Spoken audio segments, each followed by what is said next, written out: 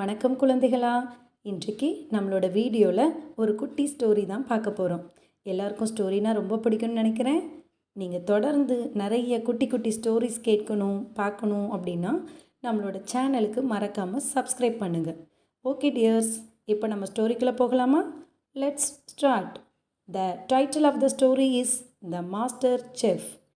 A master chef was famous for his delicious dishes. But his apprentice, tired of cutting vegetables, wanted to create a dish of his own. He mixed all the ingredients together, creating a terrible taste. The master chef tasted it and said, "The dish is not good, but it's not a failure either. It's a lesson learned." He encouraged his apprentice to keep trying, and soon the apprentice created a dish even better than the master chef's. Moral of the story: don't be afraid to try and make mistakes.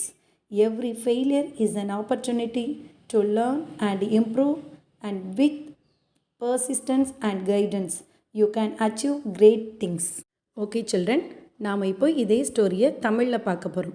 ஓகேவா? ஒரு master chef ரொம்ப டேஸ்ட்டாக சமைப்பாராம். ஆனால் அவரோட பயிற்சியாளர், அதாவது apprentice அப்படின்னு சொல்லுவாங்க, அவருக்கு வெஜிடபிள் கூட கட் பண்ண தெரியாதான். ஒரு நாள் அவரும் ஒரு டிஷ் பண்ணலாம் அப்படின்னு முடிவு பண்ணாராம். அப்போது அவர் கையில் இருக்கிற எல்லா இன்க்ரீடியன்ஸையும் யூஸ் பண்ணி ஒரு டெரிபிள் டேஸ்ட்டில், அதாவது ரொம்ப பயங்கரமாக இருந்துச்சான் அந்த ஃபுட்டு டேஸ்ட்டு, அந்த மாதிரி ஒரு ஃபுட்டை தயாரிச்சிட்டாராம். மாஸ்டர் செஃப் அதை டேஸ்ட் பண்ணிவிட்டு, இந்த டிஷ்ஷு நல்லாவே இல்லை, ஆனால் இது உனக்கு தோல்வி இல்லை, நீ கற்றுக்கொண்ட பாடம்னு சொன்னாராம். அவர் தன்னோட பயிற்சியாளரை, அதாவது அப்ரெண்டிஸை தொடர்ந்து ட்ரை பண்ண என்கரேஜ் பண்ணாராம். அவரும் மிக விரைவிலேயே மாஸ்டர் செஃப்பை விட சூப்பராக ஒரு ஃபுட் மேக் பண்ணி ஒரு சிறந்த மாஸ்டர் செஃப்பாகவே மாறிட்டாராம். ஓகே குழந்தைகளா, நீங்கள் இந்த ஸ்டோரியிலேருந்து என்ன கற்றுக்கிட்டீங்க? எஸ், நாமளும் அந்த அப்ரெண்டிஸ் மாதிரி நல்லா முயற்சி செய்யணும்.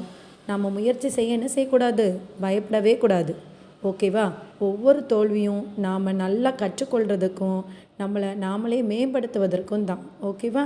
எனவே நீங்களும் முயற்சி செய்வதற்கு சோர்வடையாமல் தொடர்ந்து விடாமுயற்சி செய்து உங்களோட இலக்குகளை மிக சீக்கிரமாகவே அடையணும் அப்படின்னு சொல்லி நான் உங்களை வாழ்த்துறேன்.